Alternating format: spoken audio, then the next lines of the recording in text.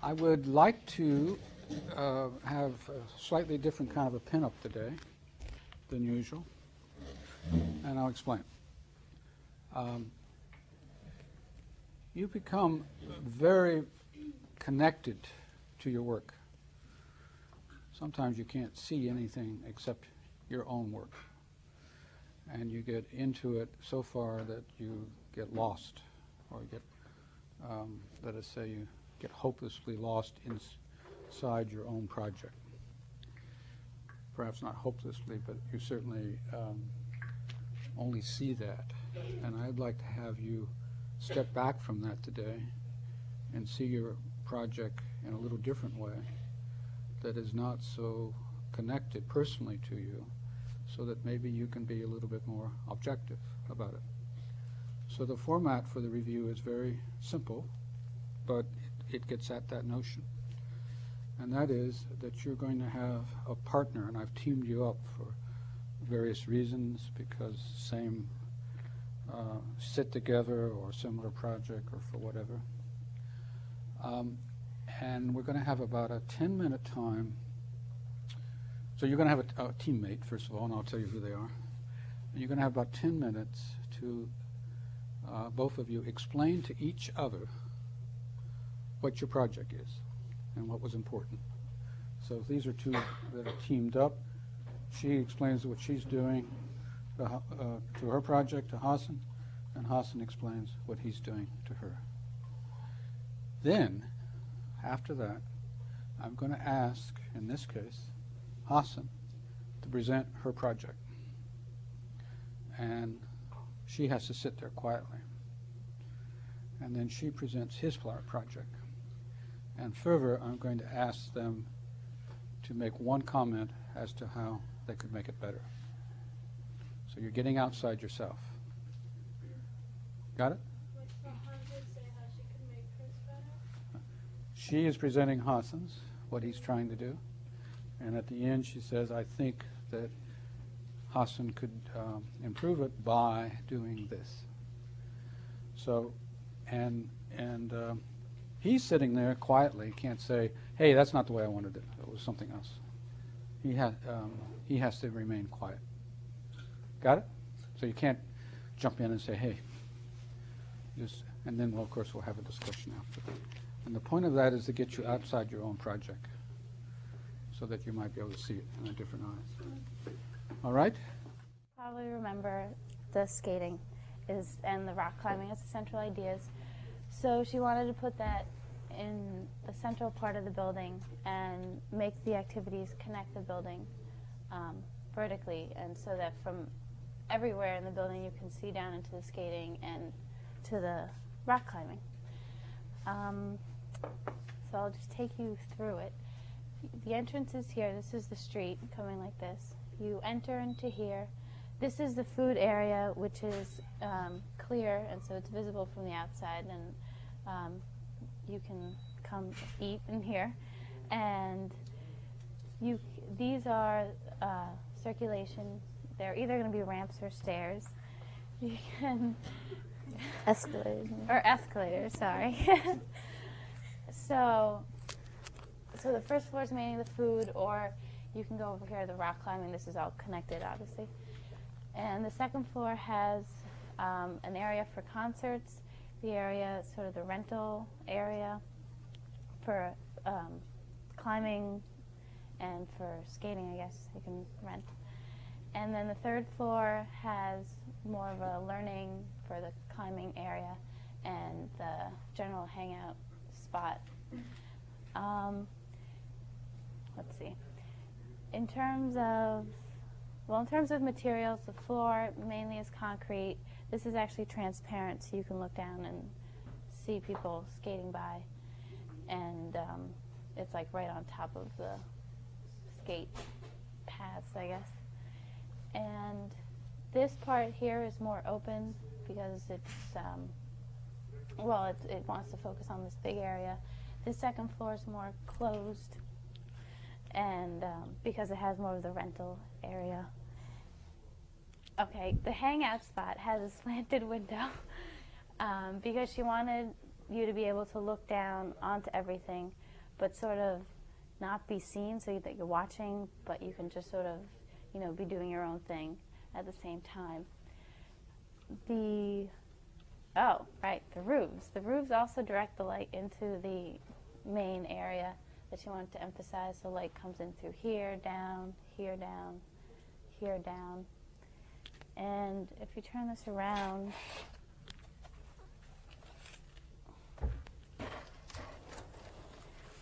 you can see that there's actually another entrance in here to go into the food place. And this floor extends out, and so this is an area that you can sort of hang out in. And you can also enter here. And so you can go rock climbing out here or indoors. And let's see. Oh, one thing she changed from last time was that the walkway that she had wrapping around, you can now walk all the way around the platforms, whereas before she had the platform in here and another one starts there. So now you can walk around the whole building, so it's sort of a horizontal connection that puts everything together. And as far as suggestions, one suggestion was maybe a more direct path for the food to this sort of balcony hangout area, because right now you have to like go all the way around.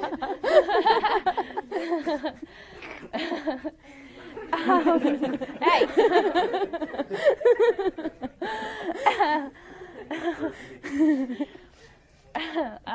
So that's a suggestion, sort of a practical one. And I don't quite know the structure of the roof and how that's working. I'm sure that'll be figured out at some point. And I don't know the safety of this, but it might be interesting if you could keep going, because you keep climbing and you hit the roof, and you keep climbing and you hit a roof. I don't know if it's cool just to keep climbing. The main idea was she had researched that a lot of events go on, a lot of parades take place around this area, and she wanted to make a place where people can come together from Boston and make the floats in this area, but also have tourists and people not necessarily making them observe the process of making these floats. So her building's kind of organized so that the public enters from the stairs from the right here and goes there. The bottom floor is a general art store, so it's a very public area. And then next most public is the stairs from the right for the general public. They enter through the building in here, and there's a museum and exhibition place and information center where they can learn about like the history of Boston and stuff like that. And let's see, there's a good view from behind of how they enter in through this museum area across a ramp that looks down over the space where all the floats are being built, which is the main large area. And you can continue down that bridge into this other area, which is more museum and information exhibition gallery space on this second floor in here with the clear windows, and that also looks down into this construction area. Sorry. Very delicate, it's okay. And okay, so that's where it focuses mainly on the public, and then for the participants for building the floats, they enter through this left side. This glass box-like area is all the circulation where all the stairs are to go between the different levels. So they enter from the left, and the first floor there's this long hallway where there's wood shops, metal shops that are all open to this construction area, the main construction area in the middle. And then on the second floor, is the gallery space, but then if the builders of the floats go up to the third floor, there's smaller rooms where they can focus on building smaller components of the larger float, places for people to paint things, stuff like that. And then there's a roof deck that goes in the direction of the street that the parades go, or the floats move down. And there's also a parallel deck over here that's for the public. Her roofs are designed to contrast the more rectangular plan of the building. They kind of give the illusion of floating over a lot of activity, signifying all the different construction and energy that's going on underneath it. And a lot of lights entering through here. There's copper and translucent material, glass on the vertical openings. So there's also a couple things we talked about where she maybe wants to develop a better design for the roof deck area, a different way to maybe improve the circulation instead of the area, instead of having the glass box. But mainly I think like the roof and the rest of the structure is delicate and like interesting and pretty intricate, but then you just kind of have this thing that's very literally pointing out to the street in this rectangular shape, so that can maybe match the depth of design for the rest of the project. But that's Laya's. Okay. Very good, guys. You two guys happy? Mm-hmm. Maybe you should hire each other to present. It has the quality of lace, or it has the quality of filters. It has a lightness to it. It has the quality of being an incredible dynamic building. This building is on the move, and you can have that feeling. And it has the quality of wanting to go in and see what's going on in there. It's very mysterious and not in an opaque way, but it has that feeling of something exciting is happening inside of that. And I think it's very, very powerful. The way the roofs are, the way that you've gone from the copper to the transparent to the clear. When you turn it around, you've got this incredible lace-like feeling of these small but many members which are making this up, which I think is terrific. So it's a good start, and it's so much. Remember the 8 scale? This is like it's a real place. You can imagine being in here. And I'm sorry you didn't make a float, because it would have been nice to see a float inside of this and get the scale of that. Because the reason I say that is the float also has this quality of a kind of a stage set. And so does the whole building, so it would be nice to see the two together. I would just want to say that, Stephanie, I think you're right on.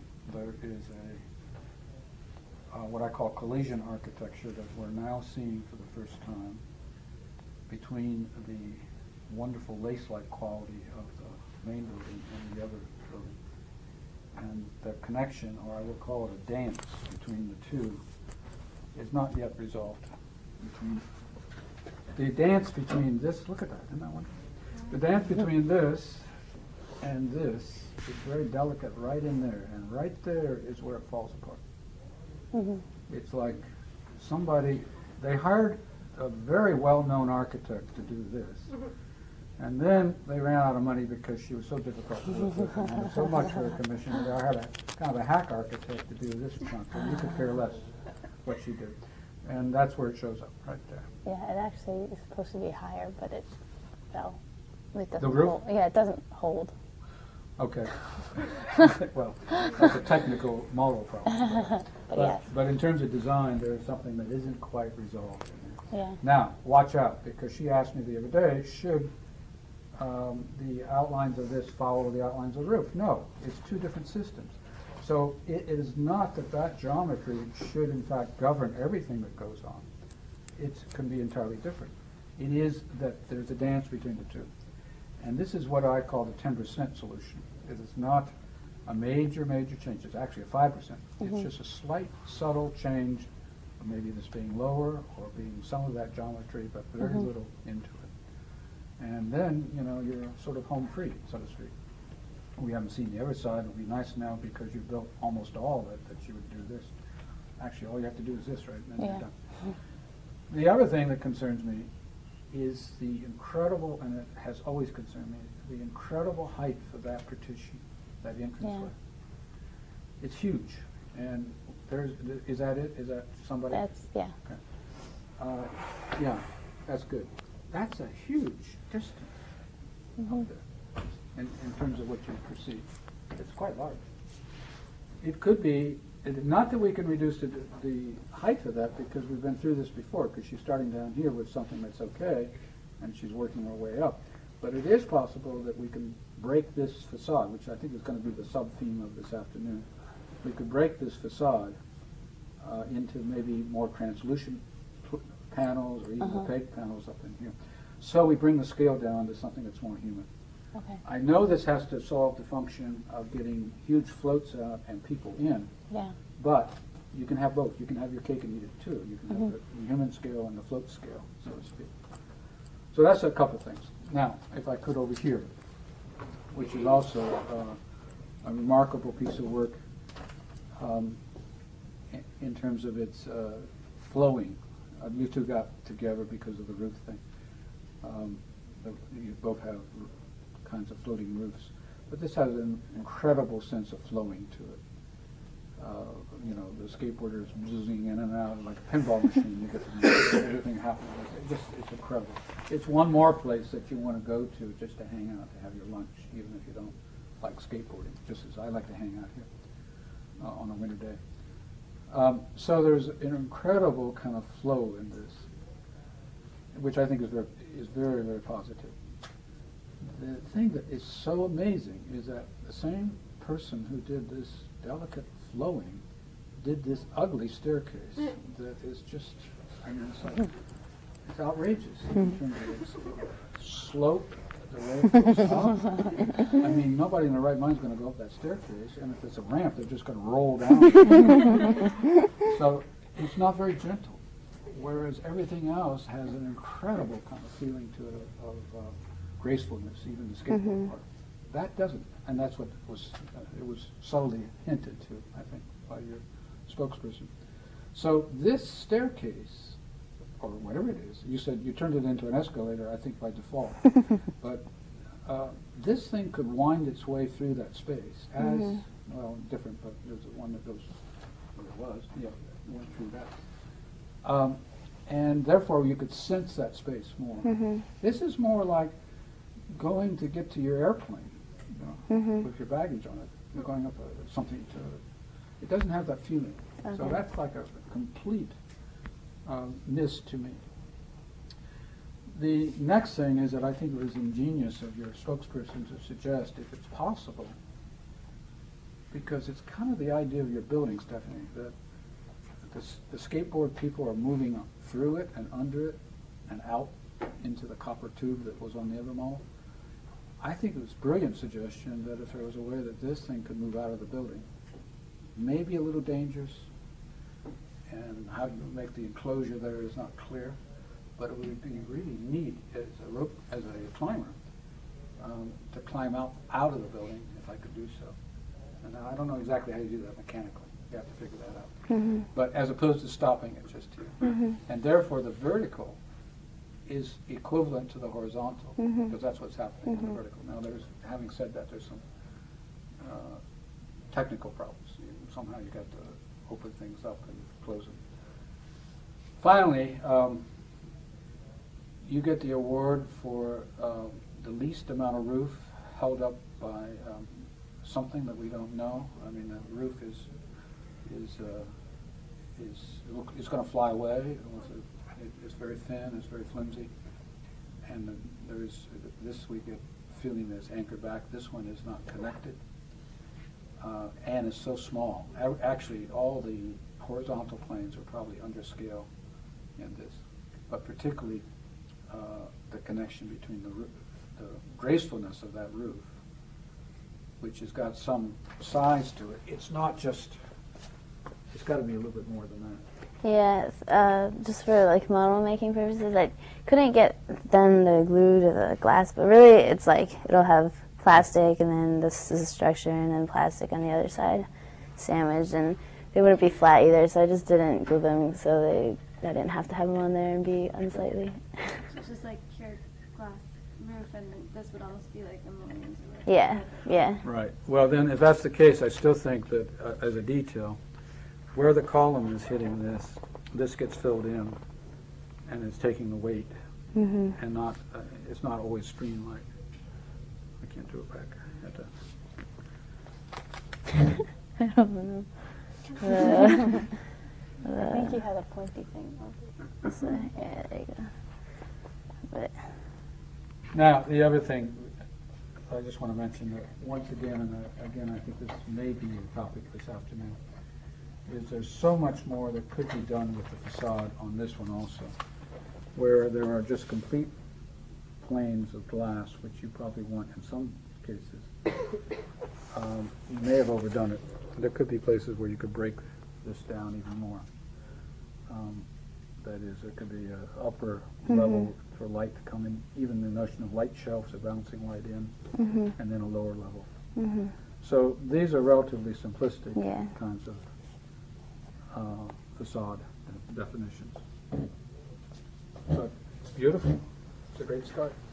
The challenge for both of these is how to keep this building this wonderful transparency that you have, that's inviting, but at the same time controlling light and access a little bit more. Again, that is not like a major change. That you're in all of you are in the area of minor changes as opposed to major. You know,